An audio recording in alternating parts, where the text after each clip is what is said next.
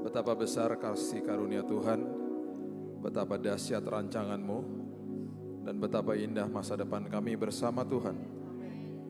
Kami menatap hari esok dengan sebuah pengharapan yang seperti Paulus katakan tidak akan pernah bisa mengecewakan. Karena kami tahu bahwa hidup kami dipegang oleh Raja atas segala raja dan seorang pribadi, seorang Tuhan yang maha tahu, maha hadir, dan maha kuasa. Itu sebabnya hari ini Tuhan, kalau kami berserah kepada Tuhan, justru kehidupan kami makin penuh dengan damai, makin penuh dengan sukacita. Itu sebabnya Tuhan tolong kami supaya kami makin sadar bahwa jalan Tuhan bukan jalan kami. Kami nggak mau ngatur-ngatur Tuhan karena kami tahu bahwa ketika Tuhan pimpin kami pasti aman dan nyaman. Terima kasih ya Tuhan. Firman Tuhan akan selalu jadi pedoman bagi hidup kami. Kami butuh firman Tuhan. Dan kami butuh Roh Kudus yang menerangkan, memberikan pewahyuan, bahkan menasehati kami. Kami sambut Tuhan firman kebenaran. Di dalam nama Tuhan Yesus kami berdoa. Kita sama-sama katakan Amin. amin, amin, amin, amin, amin, amin. Haleluya. Silakan duduk. Shalom semua. Saya tadi pengen rencana ngopi di sini sebenarnya. Saya bilang sama Yosi 5.30 kita berangkat yuk gitu. Kita lihat di Google Map 40 menit, wah mantap. Berarti jam 6.25, jam 6.20 udah nyampe sini. Kasih tau Pak Wijaya ntar kita ngopi-ngopi. Lagi jalan, lewat saya Cempaka Putih rumah saya, jadi dekat sebenarnya. Masuk di Kemayoran, tiba-tiba kita terkaget-kaget. Ini kok pintu tolnya ngantrenya sampai udah setengah jalanan itu tuh. Tiba-tiba semuanya berubah. Jadi 40 menit jadi 2 jam. Saya berangkat 5.30, saya tadi parkir di sana, saya lihat jam 7.30. Ya nggak apa-apa sih, karena saya tahu Tuhan pasti yang atur jalan kita kok ya. Nggak diizinin ngopi berarti. Tapi ya sedih juga, tapi kita kan harus exit di Sunda Kelapa ya. Itu kayaknya exit Sunda Kelapa itu sebenarnya dekat. Cuman nggak nyampe-nyampe, jadi pas tadi tiba-tiba lihat tandanya exit Sunda Kelapa, kita berdua langsung, oh terima kasih Tuhan, langsung gitu. Kayaknya ngelihat sesuatu yang luar biasa ya. Oke. Itulah Jakarta ya. Unpredictable. Oke, malam hari ini saya mau, ini curhat ya, jadi jangan pikir saya marah-marah, terus nanti dipikir saya nyerang-nyerang Bapak Ibu. Saya mau curhat aja. Saya sedih aja karena selama 26 tahun pelayanan saya, masih banyak orang Kristen justru ya, yang tidak ngerti arti daripada kekristenan. Dan mereka ikut Tuhan akhirnya banyak maunya gitu ya, banyak keinginannya gitu. Dan berpikir bahwa Tuhan itu adalah jawaban buat keinginan dia. Jadi akhirnya semuanya serba amburadul dan banyak orang kecewa sama Tuhan. Kalau kita lihat jemaat mula-mula ya di awal ya, kita baca Kisah Rasul 2, jemaat mula-mula, jumlah mereka ditambah-tambahkan. Terus waktu pertama kali disebut orang Kristen di Antioquia, itu yang nyebut orang Kristen bukan mereka lagi. Sebutan orang Kristen itu disebut sama orang-orang yang bukan yang non-Kristen sebenarnya, karena disebutnya Kristen. Kristen artinya pengikut Kristus. Itu konteksnya mencibir sebenarnya. Kayak ngejek gitu. Pengikut Kristus loh gitu. Ngejek awalnya. Jadi kata Kristen sebenarnya kata ejekan kepada mereka. Bahkan mereka di awal itu dianggap dari sekte Nazarian. Karena Yesus itu berasal dari Nazaret. Dianggapnya sekte. Ya aneh nih orang-orang gitu. Jadi waktu dengan berjalannya waktu, mereka akhirnya mau buktikan. Lo ngejek gue orang Kristen. Gue buktiin siapa kekristenan. Siapa kita yang lo sebut pengikut Kristus. Dan mereka menjungkir balikan dunia, murid-murid Tuhan itu dengan Injil yang luar biasa. Bayangin mereka nggak punya Alkitab perjanjian baru loh. Mereka semuanya serba Taurat. Dan mereka di dalam sebuah peralihan dari Taurat menuju kepada kasih karunia. Makanya Paulus ribut sama Petrus. Dengan berbagai macam doktrin yang di awal-awal gereja mula-mula. Yang satu masih harus sunat, yang satu bilang nggak perlu lagi. Udah selesai di kayu salib, oh ributlah awal-awalnya. Akhirnya mereka menemui satu kepemahaman yang sama lah akhirnya. Itu awal-awalnya begitu. Terus waktu mereka kemudian ikut Yesus dan mereka kemudian mulai mengabarkan Injil, itu orang terima Yesus gara-gara kesaksian mereka loh. Karena nggak ada bukunya kan, yang dokumentasikan yang kita baca sekarang ini. Jadi waktu mereka ngomong, terus temennya ngomong begini, bener bro, gue di situ, gue lihat sendiri dia bangkit. Temennya ngomong lagi, bener, gue lihat sendiri. Gue lihat sendiri dia mati. Yohanes mungkin ngomong gitu karena dia satu-satunya murid depan kayu salib. Gue lihat sendiri, murid-murid yang lain bilang, gue lihat sendiri. Mungkin Thomas bilang, gue lihat, gila gue nangis, gue gak percaya tadinya sampai gue lihat sendiri. Terus mereka mungkin bilang lagi, gue lihat dia naik ke sorga. Jadi kesaksian mereka penuh dengan bobot. Orang-orang bertobat akhirnya. Bahkan di Kisah Rasul pasal yang kedua tuh jumlah mereka ditambah-tambahkan sama Tuhan tuh sampai ribuan tiap hari. Berarti apa? Tuhan percaya kepada sekelompok orang ini untuk menata layani orang-orang jiwa-jiwa baru ini. Gitu loh. Nah, dengan berjalannya waktu, mereka ngalamin mujizat Tuhan. Dan ada beberapa yang tidak ngalamin mujizat Tuhan. Mereka sebelum Yesus mati di kayu salib, saling banding-bandingin siapa yang lebih hebat, siapa yang berkuasa. Mereka banding-banding, mereka gak dewasa rohani lah. Ketakutan, Yesus ada di perahu aja ketakutan. Padahal harusnya tahu kan, wah ada Yesus kok di situ gitu ya. Kalau kita baca 5 roti dan 2 ikan, kisahnya juga itu konteksnya mereka lagi marah sama Yesus. Karena mereka belum makan. Tiba-tiba mereka disuruh kasih makan sama orang-orang itu. Marah lah mereka. Mereka lagi kesel. Itu kalau kita baca Andreas yang bawa bocah itu kepada Yesus, itu konteksnya lagi mencibir, lagi ngejek lagi. Kan mereka disuruh kasih makan, kamu harus kasih mereka makan. Dia bawa tuh bocah, ini ada nih 5 roti dan 2 ikan. Itu konteksnya ngejek tau gak? Kalau kita belajar dengan benar-benar ya, kita liatin tuh satu-satu narasinya. Itu satu-satunya mujizat yang didokumentasikan di 4 kitab Injil.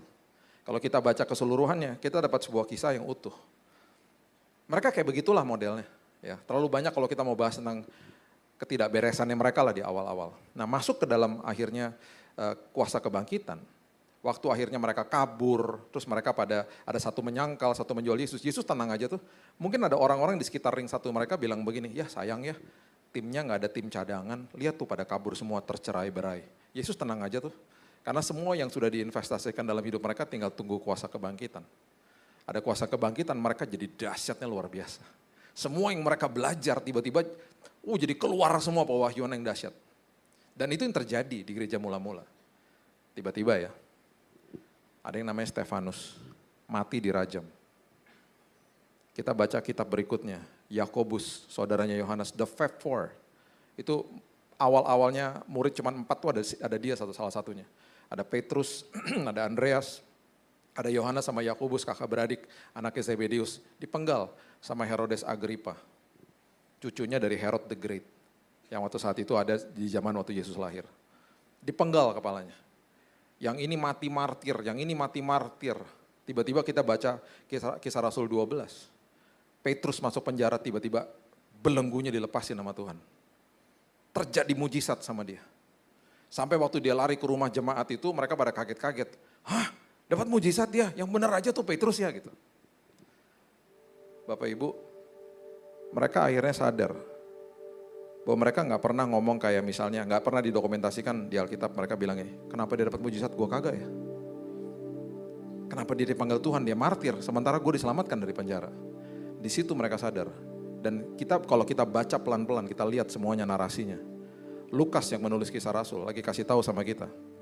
Mereka tuh sadar bahwa mujizat terjadi bukan untuk kepentingan mereka. Mereka sadar mujizat terjadi untuk kepentingan kerajaan sorga. Dan itu kedaulatan Tuhan. Itu yang mereka hadapi. Itu yang membuat banyak orang terima Yesus. Karena ketika dirajam sama batu, dia berdoa. Ketika dipenggal kepalanya, saya percaya Yakobus memuji Tuhan. Mereka gak banding-bandingin diri mereka sama yang lain lagi. Gak apa-apa bro, ini tugas gue udah selesai. Lo lanjutin ya. Semua kita dapat kuasa kebangkitan, itu murid-muridnya.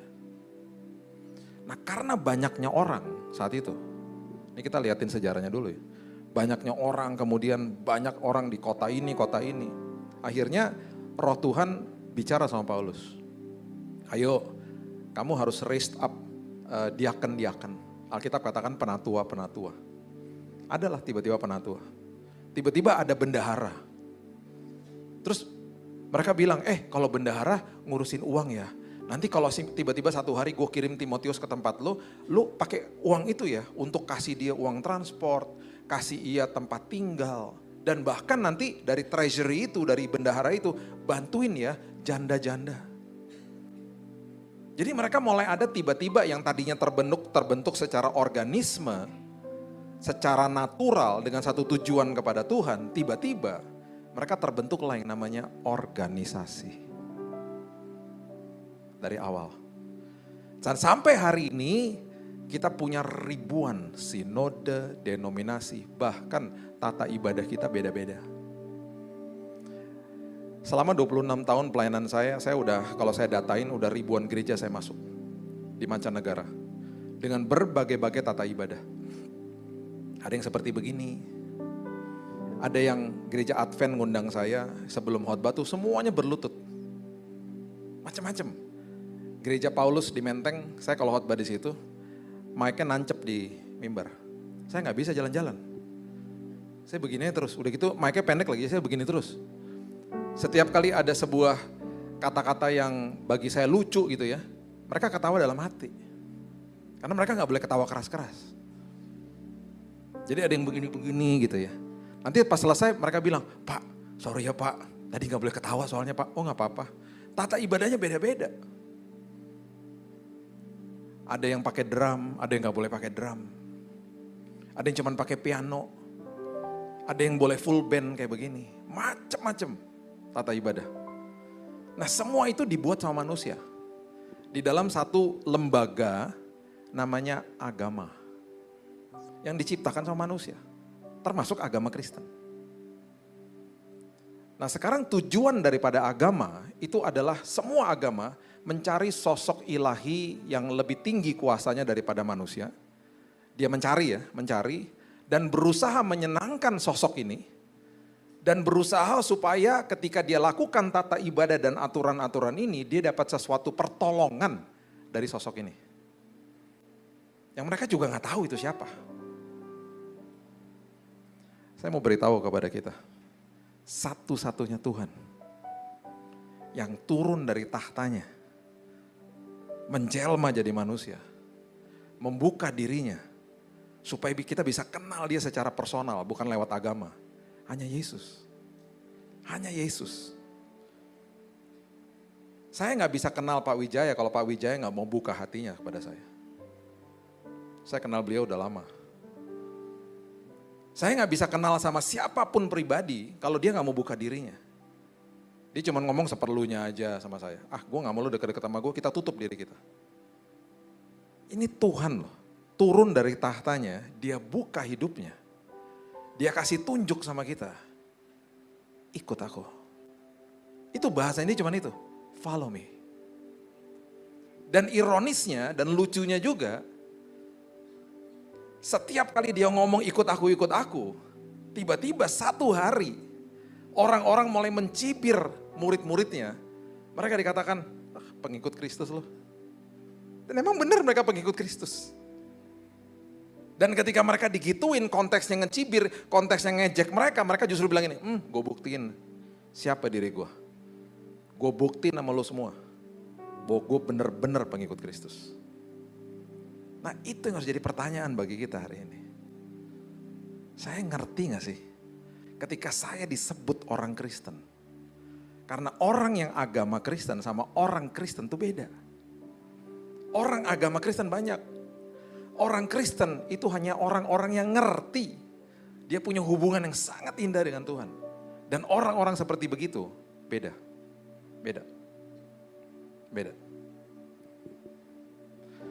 Coba lihat ya, saya mau kita lihat Yosua pasal yang ke-1, ayat yang ke-1, ayat yang ke-2 maksud saya, sampai ayat yang ke-6. Yosua 1 ayat 2 sampai ayat yang ke-6. Hambaku Musa telah mati, sebab itu bersiaplah sekarang seberangi sungai Yordan. Engkau dan seluruh bangsa ini menuju negeri yang akan kuberikan kepada mereka, kepada orang Israel itu. Ini peralihan kepemimpinan kan, dikasih kepada Yosua. Kamu pimpin ya. Gitu. Perhatikan ayat 3 dan selanjutnya, ini detail loh. Rancangan Tuhan bagi dia tuh sangat detail, dibilang begini. Setiap tempat yang akan diinjak oleh telapak kakimu, ku berikan kepada kamu. Seperti yang telah kujanjikan kepada Musa. Setiap tempat yang kau akan injak dengan telapak kakimu, I have given it for you. Saya udah kasih buat kamu. Terus ayat 4, teritorinya detail banget gitu. Padang gurun, Lebanon sampai sebelah sana, sungai besar, sungai Efrat, tanah orang Het, laut besar, matahari terbenam, semuanya jadi daerahmu. Udah dipetak-petakin sama Tuhan. Itu udah milikmu lah. Dia belum masuk loh. Terus janji yang berikutnya lagi dikatakan begini, seorang pun tidak akan dapat bertahan menghadapi engkau seumur hidup. Seperti aku menyertai Musa, demikianlah aku akan menyertai engkau. Nah ini dia nih. Ini yang gak dimengerti sama banyak orang. Seperti aku menyertai Musa, aku akan menyertai engkau. Aku tidak akan membiarkan engkau. Dan aku tidak akan meninggalkan engkau. Kita ya, terkesima sama janji-janji ini. Kalimat ini yang 3 ini seringkali diabaikan. Aku akan menyertai engkau. Aku tidak akan meninggalkan engkau. Aku tidak akan membiarkan engkau. Karena janji dikasih. Dia berangkat dari posisi yang udah menang.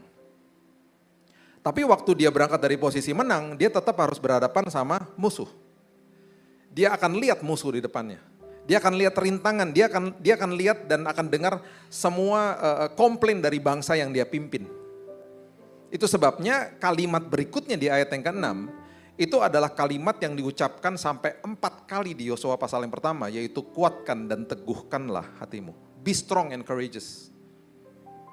Karena Tuhan tahu walaupun aku sudah kasih janji yang begitu detail, tetap aja kamu harus lewatin rintangannya untuk sampai kepada janjiku gitu loh. Tapi kamu berangkat udah dari posisi menang. Karena udah semuanya udah milikmu kok. Tapi Tuhan tahu bahwa nanti dia akan terganggu dengan semua proses-proses hidup itu. Dikatakan sebab engkau akan memimpin bangsa ini. Memiliki negeri yang dikujanjikan dengan bersumpah kepada nenek moyang mereka untuk diberikan kepada mereka. Bapak Ibu, hari ini kita gak pimpin bangsa. Kita pimpin pribadi yang paling susah diatur. Yaitu diri kita sendiri. Kita akan terpengaruh dengan apa yang kita lihat. Kita akan terpengaruh dengan apa yang kita dengar. Padahal semuanya udah selesai di kayu salib. Jepret, finish, selesai udah. Jadi hari ini sama seperti Yosua, kita berdoa pun dari posisi yang udah menang sebenarnya. Makanya saya selalu katakan kan, kalau ada yang sakit bilang begini, Tuhan terima kasih, kesembuhan sudah tersedia bagi saya. Tuhan terima kasih pemulihan sudah tersedia bagi saya. Tuhan terima kasih Roma 8 ayat 17 mengatakan aku adalah anak, aku adalah ahli waris. Aku adalah orang yang punya hak penuh atas semua janji Tuhan. Tetapi sebelum aku sampai dapat semuanya termanifestasi dalam hidupku. Sama seperti Yosua. Kita akan melewati proses itu. Dan ini yang saya mau bagikan kepada kita. Sering kali karena kita fokus sama jawaban doanya. Dan kalau saya lontarkan kata doa, udah pasti konotasi kita adalah jawaban doa. Gak pernah terpikir sama kita. Bahwa selama penantian sama jawaban doa, aku akan menyertai engkau. Aku tidak akan membiarkan engkau. Aku tidak akan meninggalkan engkau. Proses itu, pengalaman yang indah itu sama Tuhan, gak dinikmati. Kita lost the moment. Keintiman sama dia justru lagi saat proses nunggu jawaban doanya. Kenapa? Karena kita terjebak di dalam ranah agama.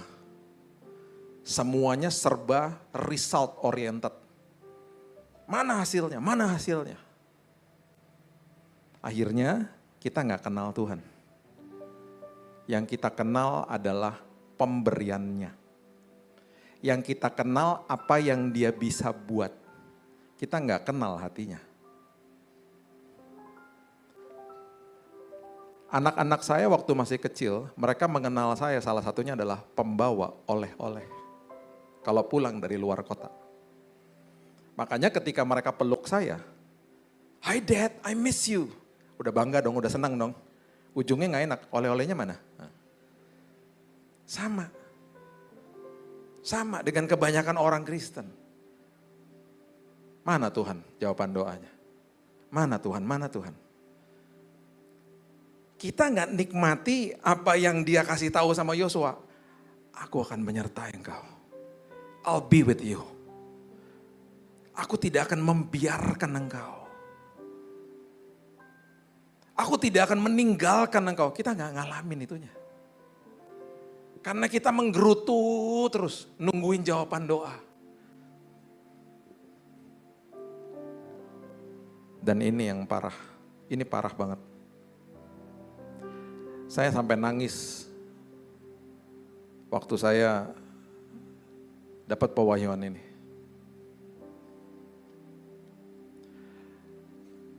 Taruhlah ya, rencana Tuhan itu, kita sebutlah misalnya rencana Tuhan tujuan di mana kita mau dibawa sama Tuhan tuh angka 6 misalnya. Angka 6. Untuk sampai ke angka 6, bisa macam-macam. Bisa 3 tambah 3, 6. Betul gak? Bisa 5 tambah 1, 6. Bisa 0 tambah 6, 6 langsung. Bahkan bukan sekedar ditambah-tambah. Kan itu doanya orang Kristen, ditambah-tambahin terus sama Tuhan. Bahkan bisa dimultiplikasi Pak sama Tuhan, 3 kali 3, 6. Betul gak? 3 kali 2 maksud saya, 6. Tuh, saking banyak orang ngomongin berkat jadi 3 kali 2, 6. Pernah gak kita mikir, 7 kurang 1 juga 6? Betul gak? 8 kurang 2 juga 6. Pernah gak kita berpikir bahwa ketika justru di dalam kondisi-kondisi yang kita kehilangan sesuatu, pengurangan terjadi, kita tetap dibawa ke dalam rancangan Dia kok. Karena pikirannya apa? Kita ikut Tuhan pakai formula. Makanya banyak orang Kristen ngomong begini sama saya udah doa, saya udah puasa, kok gak jadi jawab-jawab sama Tuhan?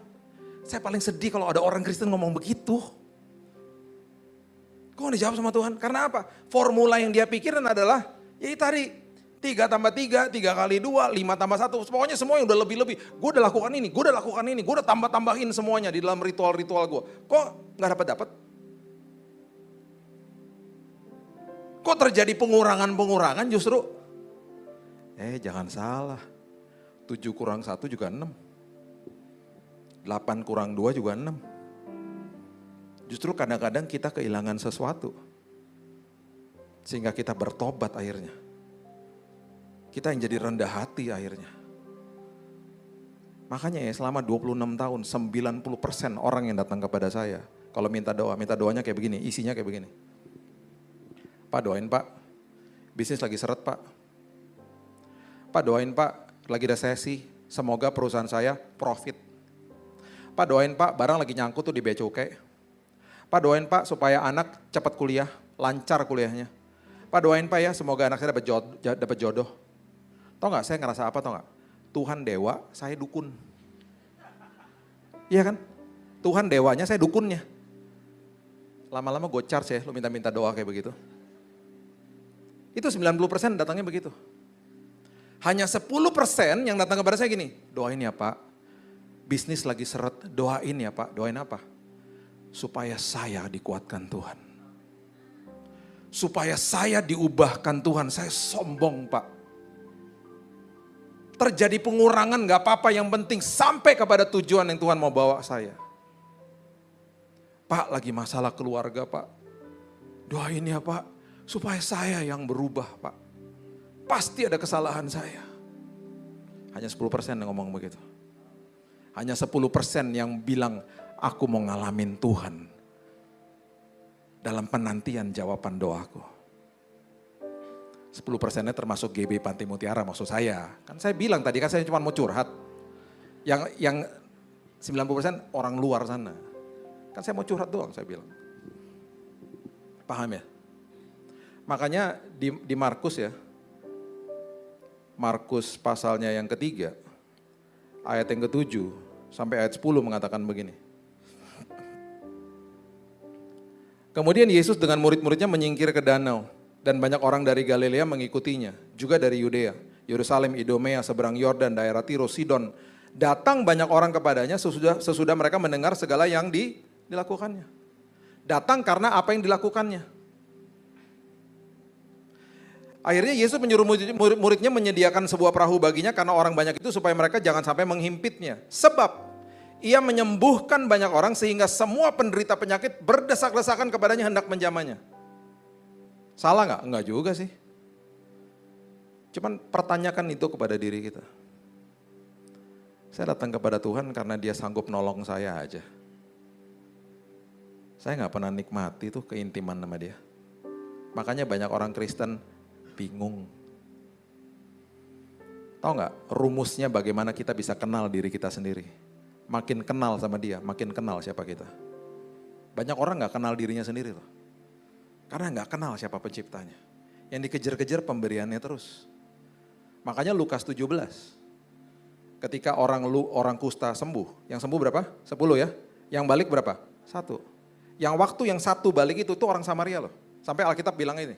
Itu orang asing yang balik.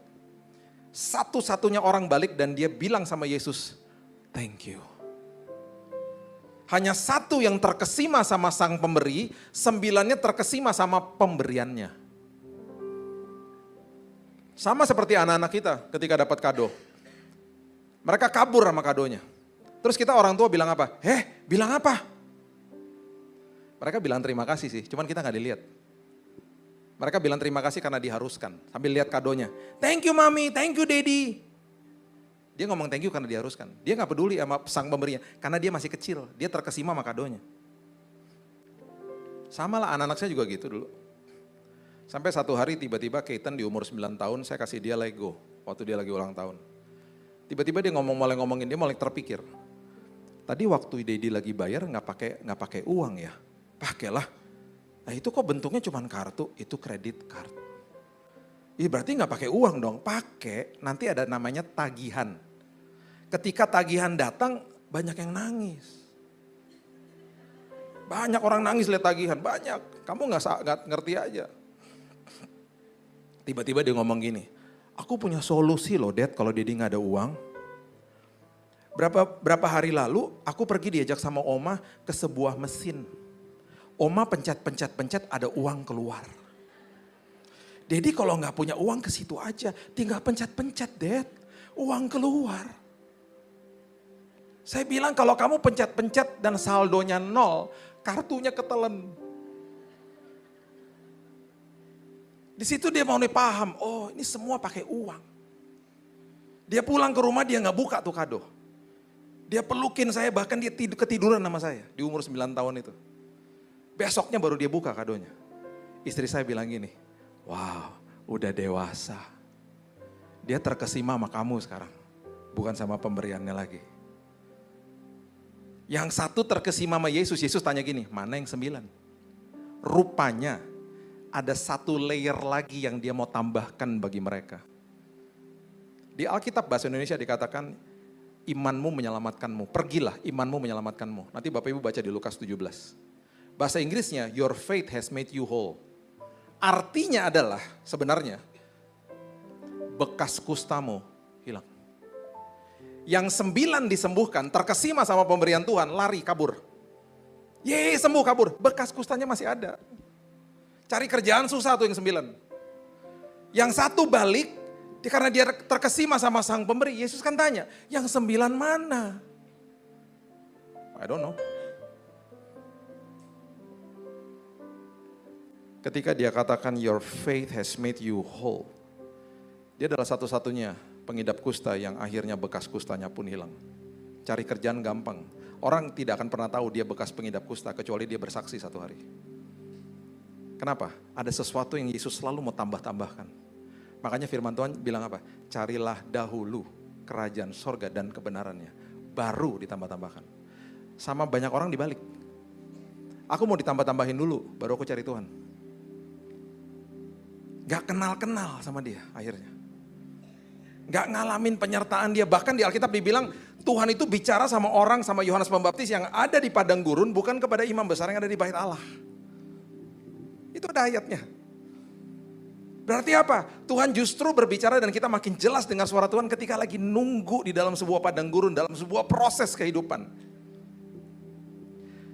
Saya cuma mau beritahu kepada kita ya, kalau kita makin kenal dia, semua kita nih punya 5 pertanyaan yang mungkin kita sadar atau tidak sadar kita pernah tanya atau kita masih bingung dalam hidup kita. Siapa identitas saya? Dan ini 5 pertanyaan harus kita jawab loh, supaya kita nggak bingung. Kita harus pakem benar-benar 5 ini. Siapa identitas saya? Karena banyak orang, saya banyak bicara sama orang yang menurut dia identitasnya itu adalah ketika ada orang berbicara atau menilai dia. Mungkin orang tuanya, mungkin teman yang ngebully dia. Ingat, kita adalah manusia yang diciptakan segambar dan serupa seperti Tuhan. Dan Alkitab mengatakan kita adalah orang-orang yang lebih daripada pemenang. Itu identitas asli kita. Apa yang orang lain katakan tentang kita, itu hanya opini mereka. Bukan identitas kita. Yang kedua, kita akan sadar dari mana saya berasal. Alkitab katakan saya adalah ambasador, duta besar kerajaan sorga. Berarti sama seperti duta besar yang ada di Indonesia, semua gaji mereka dibayarin sama negara yang mengirim mereka. Saya pun demikian. Kebutuhan saya semua ditanggung sama kerajaan sorga yang mengirim saya ke bumi ini. Karena saya adalah utusan kerajaan sorga. Dan masa tugas saya dikatakan di Mazmur 70 kalau kuat 80 tahun. Bahkan ada banyak yang sebelum itu udah dipanggil pulang sama Tuhan. Yang ketiga, kita akan paham kenapa saya ada di bumi ini. Oh, berarti kalau tadi pagi saya masih bangun pagi dan dikasih nafas sama Tuhan, berarti masih ada orang yang butuh saya. Dunia ini masih butuh saya, karena saya dikirim untuk mengkolonisasi bumi kok. Untuk menularkan budaya kerajaan sorga. Itu tujuan saya. Yang keempat, kita akan paham. Bukan sekedar panggilan hidup kita saja, kita ngerti. Oh, ternyata saya dipanggil sama Tuhan dan saya dikasih kehebatan-kehebatan sama Tuhan. Semua kita punya kreativitas, karunia, kepribadian, talenta yang berbeda-beda. Kita ngerti akhirnya yang keempat, zona-zona kekuatan kita masing-masing. 2 tahun lalu anak saya, Keaton, datang kepada saya karena tahun depan dia kuliah. Tiba-tiba dia ngomong gini, Daddy, Mami, I know what to do. Saya udah ngerti nanti mau ambil apa di kuliah. Apa, Dek? Sports Science. Apaan tuh, Dek? Asing banget di telinga saya. Apaan tuh? Dia jelasin sama saya. Daddy harus tahu ya, kan aku suka nonton F1, Formula 1. Itu di situ ada yang namanya trainer. Trainer itu disebut sports scientist. Dan mereka harus ngajarin tuh pembalap-pembalap misalnya nge-gym. Tapi nggak boleh nge-gym kayak Daddy, nggak bisa. Karena mereka badannya harus slim semuanya. Dan ada satu otot yang harus kuat sama mereka. Ototnya adalah otot leher katanya. Kenapa, Dek? Karena itu jet darat 300 km per jam. Dan itu mobil kalau disentak, dek begitu, itu leher harus kuat banget, dia bilang gitu. Oh gitu, Dek, iya. Saya teringat, saya pernah ke pabriknya Toyota di Jepang berapa tahun yang lalu. Waktu itu Toyota masih ikutan F1. Manajer pabriknya kenal sama saya, dia bilang ini, lu mau gak? Di belakang tuh ada mobil F1 yang dipakai tahun lalu. Lu mau gak cobain masuk ke kokpitnya? Gue fotoin. Oh maulah. Saya ke belakang gudang tuh belakang. Mobil F1 diparkir situ. Saya masuk, kagak muat. Karena kokpitnya kecil banget. Saya kayak supir angkotnya begini di luar tangannya. Kegedean. Di situ saya mulai paham, saya bilang, iya Dek, dulu Dedi pernah masuk tuh gak muat. Iya gak boleh Dek, Dedi liatin badan-badan slim semuanya. Oh gitu, iya. Nanti kalau ada yang injured, ada yang cedera, umur 20 sama 30 beda penanganannya. Itu namanya rehab medis. Itu kita belajar Dad di situ Dad. Jadi nanti trainernya sport scientist untuk F1 beda, untuk NBA pemain basket beda, untuk main sepak bola beda lagi. Terus kalau mereka lagi injured, kita diajarin juga psikolonya. Untuk konseling mereka, supaya mereka nggak down, supaya mereka semangat lagi. Itu semuanya belajar di sekolah itu. Itu mata pelajaran itu. Terus beberapa bulan lalu kita ada pelayanan ke Australia, saya baru terkaget juga ternyata universitas sana ketika ngobrol-ngobrol bilang begini, Pak, the best sport science di dunia itu ada di Australia Pak. Oh gitu, Pak kemarin yang juara 4 Olimpiade siapa? Saya kan ingatnya apa? Amerika juara 1, Cina juara 2, Jepang juara 3 kalau nggak salah. Australia juara 4. Sampai orang Indonesia bilang gini, teman saya di sana, Kak, Australia cuma 26 juta Kak penduduknya, kalah sama Jawa Barat. Kalah sama Jakarta, Jabodetabek itu 30 juta orangnya. Itu nomor 4 di dunia loh. Karena mereka jagoan banget untuk meneliti atlet-atlet katanya begitu. Itu kan sesuatu yang asing bagi saya, nggak tahu kan. Sampai saya bilang gini, waktu lihat sekolah-sekolahnya gitu, ada gymnya, enak banget sih sekolah kayak begini ya. Tahu gini tahun 80-an gue ambil gini, tapi nggak ada tahun 80-an. Sport science. Itu bidang baru, ada orang akhirnya ngerti zona kekuatannya. Sama seperti Nehemia, kerja di kerajaan Artasasta, kerajaan Persia, orang asing, orang Yahudi, F&B, juru minum dia. Tiba-tiba dia bilang gini sama raja, sayonara, saya mau pergi. Kenapa? Dia mau pulang kampung. Karena mau dirikan tembok Yerusalem di kampung halaman yang udah ratusan tahun terbengkalai. Bayangin dari F&B alih profesi jadi teknik sipil. Ternyata tuh zona kekuatannya dia. Dan dia diangkat jadi bupati di sana. Semua kita dikasih kehebatan sama Tuhan masing-masing. Dan yang terakhir, yang kelima, semua kita tahu tujuan hidup kita kemana. Makanya lucu sih sebenarnya ya. Karena setiap kali ada orang Kristen dipanggil pulang sama Tuhan. Pulang ke rumah Bapa, kan kita ngomongnya begitu ya. Masalahnya karena kita gak pernah ke sana. Jadi kita sedih ketika dengar ada orang yang berpulang. Ya ampun, sedih kita kan. Harusnya kalau kita udah pernah ke rumah Bapa, kayak misalnya teman kita ngomong, dia kemana? Ke Bali. Ya asik banget sih gitu. Walaupun kita gak pernah ke Bali, kita pernah lihat gambarnya. Kita kan gak pernah lihat fotonya sorga. Kita cuma lihat gambar-gambar orang doang. Kita juga gak pernah ke sana. Iyalah dulu kita dari sana, cuman kita kan gak inget. Jadi kalau kita tahu sorga luar biasa, seharusnya kalau ada yang meninggal kita dapat kabar nih. Si itu meninggal, ya ampun asik banget. Jam berapa dipanggil pulangnya? Tadi jam 3 pagi, ya ampun gue kapan ya gitu. Iya dong, gue kapan ya? Ya ampun asik banget sih, aduh Tuhan pengen dong, kapan dong Tuhan, pengen pulang Tuhan. Pasti kan harusnya gitu. Bener gak? Waktu kita ke rumah duka kita lihat teman kita di peti jenazah. Ya ampun bro, gue kapan ya, asik banget sih lu udah pulang gitu. Kita karena gak pernah lihat rumahnya. Tapi paling tidak kita paham lah kemana kita pergi. Dahsyat kok tempatnya pasti. Makanya Tesalonika bilang jangan berduka seperti orang yang tidak memiliki pengharapan. Semua akan ketemu lagi sama orang-orang yang kita kasihi. Dan yang terakhir, saya akan kasih contoh ini sebagai penutup. Daniel pasal yang ketiga, ayat 17 dan 18. Daniel pasal yang ketiga ayat 17-18. Kita udah tahu lah kisah ini ya. Ini adalah 3 anak muda namanya Hananya, Misael, dan Azaria yang kita kenal dengan nama Sadrak, Mesak, dan Abednego. Mereka diperadakan dengan tungku api, dibakar hidup-hidup. Mereka diharuskan untuk menyembah dewa yang didirikan nama Raja Nebukadnezar. Jika Allah kami yang kami puja sanggup melepaskan kami, maka ia akan melepaskan kami dari perapian yang menyala-nyala itu dan dari dalam tanganmu ya Raja. Sama seperti yang saya katakan tadi, semua banyak orang tahu apa yang Tuhan bisa lakukan. Oh saya tahu Tuhan saya sanggup melepaskan saya dari perapian yang menyala-nyala itu. Saya tahu dia sanggup. Perhatikan ayat berikutnya. Tetapi seandainya tidak. Seandainya keinginan kami untuk bebas daripada hukuman mati dibakar hidup-hidup tidak terjadi. Kami bertiga akan mati martir di situ. Mereka bilang begini. Hendaklah Tuanku mengetahui ya Raja. Bahwa kami tidak akan memuja dewa Tuanku. Dan kami tidak akan menyembah patung emas yang Tuanku dirikan itu. Di kalimat berikutnya, mereka pertama bilang ini, I know what my God can do. Aku tahu Tuhan aku bisa apa. Tetapi seandainya dia tidak lakukan sesuai dengan keinginanku, oh dia tetap Tuhanku. Aku tetap akan taat, aku tetap akan komitmen tanpa kondisi.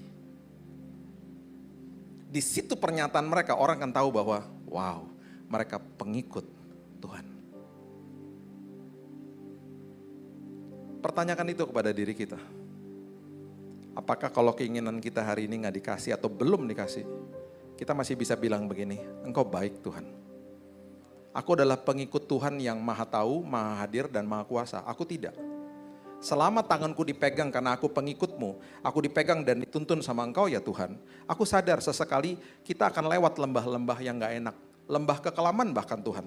Tapi aku sadar kok Tuhan, bahwa tidak pernah sedetik pun tanganmu melepaskan tanganku. Aku jalan sama Engkau Tuhan.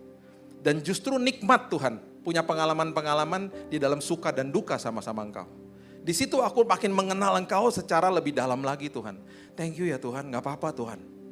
Karena aku tahu tidak pernah sedetik pun Kau tinggalkan aku. Saya tutup sama kisah ini. Teman saya lagi siap-siapin rumah ibadah, gereja kecil di Tangerang. Dengan istri dan anaknya yang masih kecil.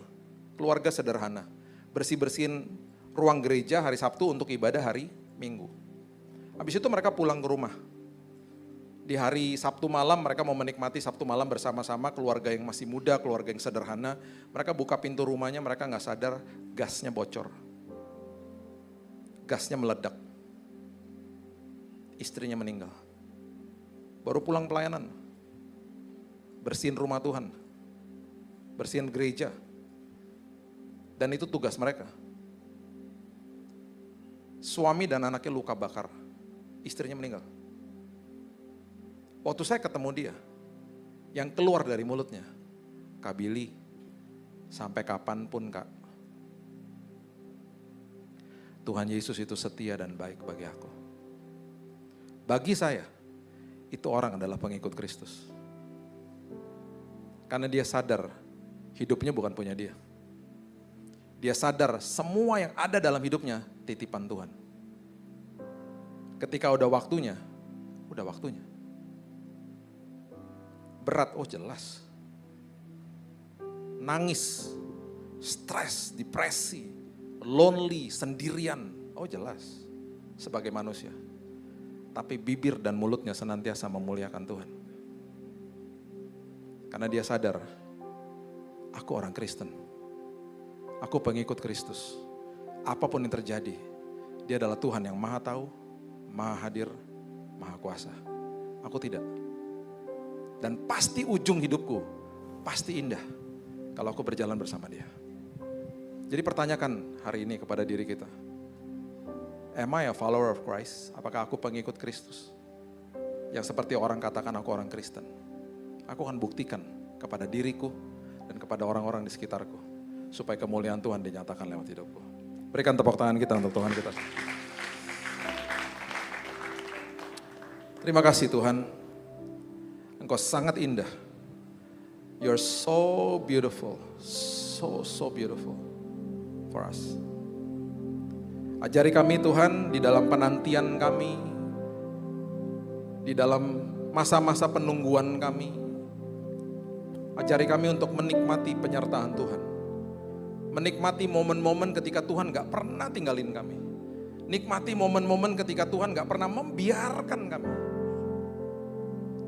Kami tahu janji Tuhan itu ya dan amin. Tapi ketika kami belum lihat, kami belum rasakan mungkin Tuhan. Belum termanifestasi mungkin, gak apa-apa Tuhan, gak apa-apa. Karena yang paling penting adalah penyertaan Tuhan selama penantian itu. Yang paling penting adalah ngalami Tuhan. Yang paling penting adalah isi hatimu Tuhan untuk kami. Dan selama kami adalah pengikutmu, kami tahu waktumu itu gak pernah lebih cepat, gak pernah terlambat, gak pernah lebih cepat, dan selalu on time. Selalu kairosnya Tuhan tuh on time. Dan kedaulatan Tuhan itu selalu indah. Karena Engkau yang maha tahu. Dan bahkan Alkitab mengatakan Engkau mendahului kami. Berarti Engkau sudah ada di hari esok kami Tuhan. Sudah menyiapkan yang terindah bagi kami. Dan bahkan hari ini pun Engkau ada bersama dengan kami. Segitunya Tuhan Engkau maha hadir. Menuntun langkah-langkah kami. Dan ada di dalam naungan-Mu pasti Tuhan. Pasti ujungnya pasti indah. Kami serahkan hidup kami dalam tangan Tuhan. Ajari kami Tuhan untuk makin terkesima sama Engkau. Bukan sama pemberian-pemberian-Mu Tuhan. Ajari kami untuk makin terkesima sama karya-Mu yang besar di salib. Bukan sekedar hanya mujizat sama berkat-berkat aja Tuhan. Itu sekunder Tuhan. Yang primernya adalah isi hati-Mu untuk kami. Meteraikan firman ini. Karena kami juga sudah termaterai sama Roh Kudus. Dan hanya di dalam nama Tuhan Yesus. Kami sudah berdoa. Kami sudah menerima firman kebenaran. Kita sama-sama katakan. Amin.